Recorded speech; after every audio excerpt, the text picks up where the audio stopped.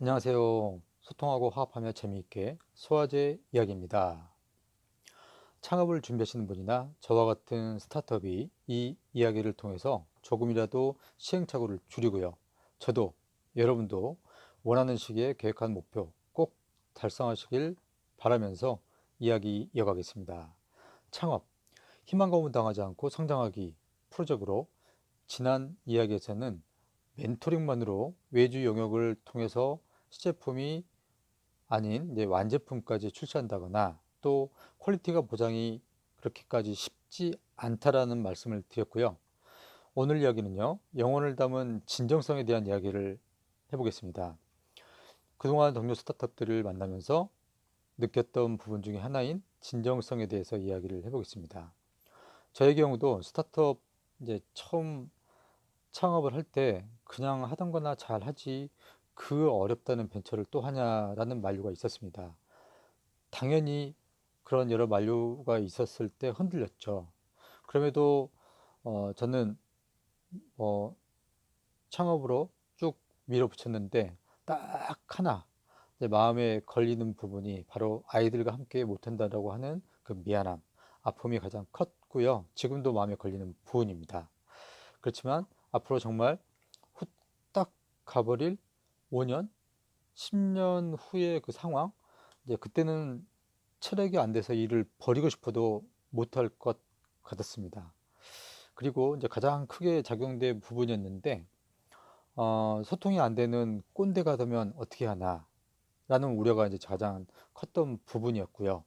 그래서 시장도 못하고 어쩔 수 없이 조금씩 망해가는 조망 아니면 폭망, 특히 이제 동료들하고 교감도 안 되고 또 문제를 해결해 나가는 그 즐거움도 못 느끼고 그럴 만큼의 이제 생각의 밀접성도 떨어지고요. 앞으로 10년이 지나도 20년이 지나도 돈은 이제 벌 수가 있잖아요. 이제 근데 또 그에 반해서 똑같은 패턴의 일이 지속적으로 반복된다거나 또 세상이 너무나도 빠르게 변화되고 있는데 그 일이 계속 잘 된다는 또 보장도 없잖아요. 그래서 저는 바보 같을진 모르겠지만 앞으로 분명 상황이 이제 어려움에 처한다거나 그러한 그 난처한 상황에 또 처하게 되면 어, 뒤돌아보게 될 것이기 때문에 이제 되돌아갈 퇴로를 완전히 차단을 하고 시작을 했습니다.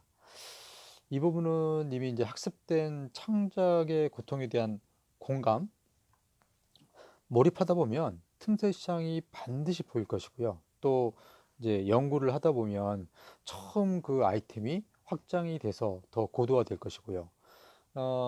어떤 분들은 이제 안전장치를 만들어 놨고 이것이 안 되면 취업하지라고 쉽게 말을 하시는 분도 계시더라고요. 근데 그거는 음, 정말 소수의 능력자분들이고요. 이제 저 같은 타입은 그런 자세로 창업했다가는 100% 폭망이거나 초기 잘 된다 해도 오래 지속하지는 못할 것 같습니다.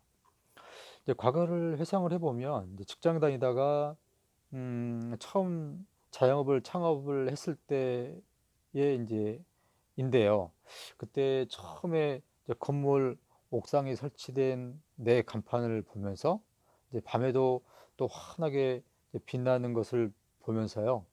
그때 정말 제 가슴 속에 각인된 것들이 지금도 살아 숨쉬고 있습니다만 이제 그 간판들을 보면서 이제는 월 500, 1000만 원씩만 딱 찍었으면 좋겠다.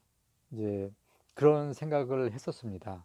그래서 정말 목숨 걸고 일했고요. 근데 또 하필 저희 상권 또 바로 그 근처에서 업계에서 어, 손가락 안에 꼽히는 그런 경쟁 업체가 바로 가까이에 있었습니다. 그러다 보니까 이제 승부욕이 또 하늘을 찌르고요. 이제 그 과정에서 이제 배운 것이 바로 가식이 아닌 이제 나의 영혼을 담은 진정성으로 일에 업무에 임해한다는 것이었습니다. 고객응대 서비스는요, 즉각적 반응으로 판별되는 그런 이제 가시적인 것이잖아요. 근데 이제 이에 반해서 그 무용적으로 전해지는 것들은 미처 체크를 못한다거나 또 놓치고, 또 특히 이제 소소한 시설 그 관리적인 소품, 이제 종사원들 간의 미묘한 갈등, 뭐 진정성이 쌓이고 학습이 되면요, 차업장에 딱 들어서는 순간 코는 이미 공기의 질이나 온도를 체크하고, 발에는 미끌림 촉감에 의해서 청소 상태가 체크가 되고, 또 눈으로는 쓱 무의식적으로 둘러보더라도 부족한 것들이나 이제 문제점들이 무엇인지 쫙 한 방에 감지가 됩니다. 그리고 동료들하고 이야기 몇 마디가 진행이 되면 그런 미묘한 갈등 등등 이러한 것들이 이제 연차만 쌓인다고 해서 되는 것은 아니고요. 이제 영혼을 담은 그런 진정성을 학습을 하면 후속적으로 따라온다라고 하는 것입니다. 그래서 이 부분에서 분명한 것은, 또 업무 내용은 물론이지만 이제 소소한 것이라도 영혼을 담은 진정성이 없으면 그것은 조금씩 조금씩 망해가는 반응이 조금씩 조금씩 나타날 수 있다라고 하는 것입니다. 고객이 어린아이라고 또 쉽게 본다거나 노약자라고 해서 우습게 봤다가는 큰일 납니다. 단지 표현하는 방식이 세련되지 못했다거나 논리적이지 못해서 그렇지 즉각적으로 이제 전달이 또 안 되고요. 이제 그렇다라고 해서 이 부분을 간과하게 되면 그만큼, 딱 그만큼 다시 나중에 되돌아온다거나 탈이 납니다. 이제 어른들이 쾌적하다라고 판단이 되면 아이들도 똑같이 느끼게 되고요. 또 서비스의 진정성이 없으면 그 흔적은 반드시 꼬리에 꼬리를 물고 파급되고 되돌아온다라고 하는 것입니다. 때문에 처음부터 영혼을 담은 진정성으로 업무에 임해야 한다라는 각오로 시작하면 반드시 학습이 되고요. 또 이 부분이 전달이 되면 멘토, 조력자도 그만큼 진정성 있게 나를 멘토링, 조력을 해주기 때문에 효용성도 배가가 되겠죠. 멘토나 조력자, 그런 고수들이 나를 보면 한 방에 내가 쫙 스캔이 되거나 어떤 사람인지 감지가 딱 되지 않겠어요?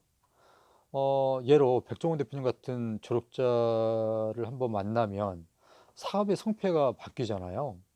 그런 그 신계 고수는 더듬이 몇 개만 가동을 하면 상권의 목이면 목, 매출 사이즈면 사이즈, 천정부터 바닥, 또 메뉴, 사장의 진정성 등등 한 방에 정리가 쫙 스캔된다고 저는 확신을 합니다. 그렇지 않을까요?